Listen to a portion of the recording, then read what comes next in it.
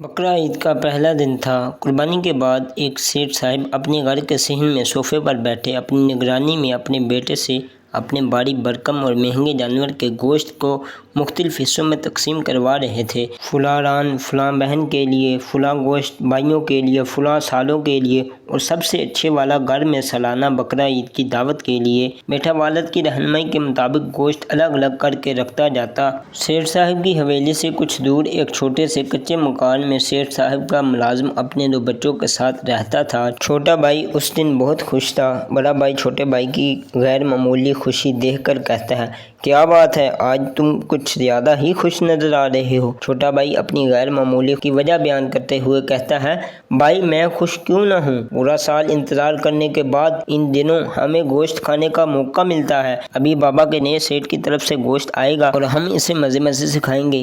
اسی دوران باپ کے فون پر سیٹھ صاحب کی کال آتی ہے اور سیٹھ صاحب ملازم کو گوشت وصول کرنے کے لیے اپنے گھر بلایا، ساتھ بڑے بیٹے کو بھی لانے کا کہتے ہیں۔ ملازم سمجھ جاتا ہے کہ گوشت زیادہ ہونے کی وجہ سے سیٹھ صاحب نے بڑے بیٹے کو ساتھ لانے کا کہا ہے۔ ملازم اپنے بیٹے کے ساتھ سیٹھ صاحب کی حویلی پر پہنچ جاتا ہے۔ بیٹا حویلی دیکھ کر بولتا ہے کہ بابا، جتنا بڑا آپ کے سیٹھ صاحب کا گھر ہے اتنا بڑا ان کا دل بھی ہے۔ سیٹھ صاحب بڑے اچھے انداز سے ان کا استقبال کرتے ہیں اور گوشت سے بڑی 2 باری باری تھیلیاں ان کے ہاتھوں میں پکڑا دیتے ہیں۔ باپ بیٹے شکریہ کے ساتھ وہاں سے روانہ ہونے لگتے ہیں۔ سیٹھ صاحب پیچھے سے آواز دیتے ہیں اور کہتے ہیں، مجھے اور میرے گھر والوں کو اپنی دعاؤں میں یاد رکھنا۔ ملازم شکریہ ادا کرتے ہوئے بیٹے کے ساتھ وہاں سے روانہ ہو جاتا ہے، اپنے گھر پر پہنچتا ہے۔ گھر میں داخل ہوتے ہی چھوٹا بیٹا باپ سے کہتا ہے، بابا آپ کے سیٹھ تو بڑے دل والے ہیں، 2 تھیلیاں دے دی ہیں۔ ہاں بیٹا، ان کا دل بہت بڑا ہے اور جب تم گوشت کھاؤ تو ان کے گھر والوں کے لیے خوب دعائیں کرنا۔ بڑا بیٹا گوشت کی تھیلی کھول کر اس میں دیکھنے لگ جاتا ہے۔ تھیلی میں دیکھتے ہی بڑے بیٹے کا منہ اتر جاتا ہے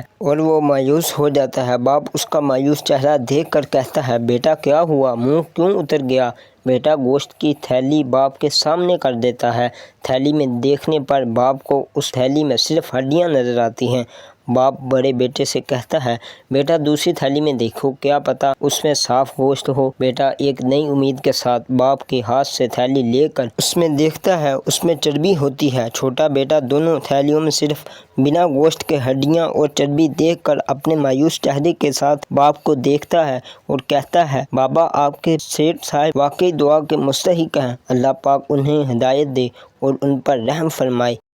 ہمارے پیارے آقا صلی اللہ علیہ وآلہ وسلم نے فرمایا، لوگوں کے لیے بھی وہی پسند کرو جو اپنے لیے پسند کرتے ہو، جو اپنے لیے ناپسند کرتے ہو اسے دوسروں کے لیے بھی ناپسند کرو۔ مستحب اور بہتر یہ ہے کہ قربانی کے گوشت کے 3 حصے کیے جائیں۔ البتہ اگر کوئی شخص اپنے قربانی کے جانور کا سارا گوشت خود ہی رکھ لے تو اس پر کوئی گناہ نہیں، لیکن یاد رکھیں قربانی کا موقع اللہ پاک کی رضا حاصل کرنے کا بہترین موقع ہے۔